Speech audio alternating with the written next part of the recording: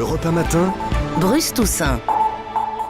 Le vrai faux de l'info sur Europe 1, Laurent Guimier. Bonjour Laurent. Bonjour Bruce. Vous revenez avec votre détecteur de mensonges sur le limogeage de la ministre Delphine Batho. Oui, parce que je lis depuis 2 jours que cette décision de François Hollande est un tout petit peu machiste. Alors bien sûr, c'est pas le président actuel qui est visé, mais la culture politique française en général. Pour faire simple, les femmes, on les tolère au sommet du pouvoir, mais c'est d'abord elles qu'on jette. Écoutez le sénateur écologiste Jean-Vincent Placé.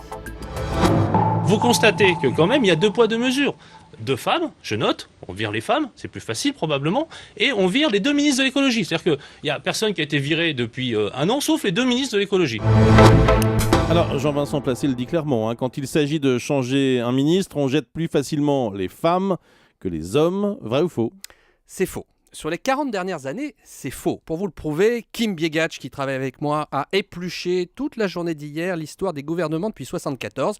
Et nous avons recensé 2 types d'événements pour savoir si les femmes ministres étaient, oui ou non, plus fragiles, entre guillemets, quand ça tangue au gouvernement. D'abord, les limogeages, comme pour Batho. Limogeage, c'est-à-dire qu'on vire un ministre soit parce qu'il a dit quelque chose de pas bien, Batho, soit parce qu'il sert de fusible quand le gouvernement va mal. Charles Hernu, par exemple, pendant l'affaire Greenpeace. Depuis 40 ans, nous avons recensé 14 limogeages et sur les 14, 12 hommes ont été virés contre 2 femmes.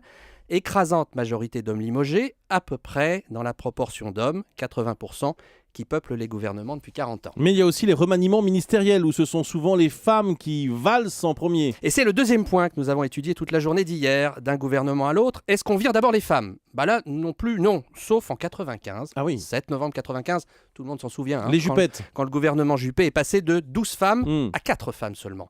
C'est une grosse exception qui confirme la règle selon laquelle, d'un gouvernement à l'autre, la proportion de femmes ne varie pas sensiblement. Alors, soyons clairs, quand je dis ça, je dis surtout pas que tout va bien. Quand je dis que je trouve normal que 80% des ministres limogés soient des hommes, c'est pour rappeler que 80% des ministres ont été des hommes depuis 40 ans. Et ça, c'est un vrai scandale. Un scandale qui s'éteint peu à peu, on le sait. Les gouvernements se rapprochent du 50-50 hommes-femmes depuis Sarkozy et Hollande. Alors, plutôt que de perdre de la salive à voir du machisme dans l'éviction de Delphine Batho, moi je dis que nos politiques devraient surtout s'engager à faire la parité partout, tout le temps. Oui, le scandale, c'est l'inégalité, vous l'avez bien expliqué. Merci beaucoup Laurent Guimier.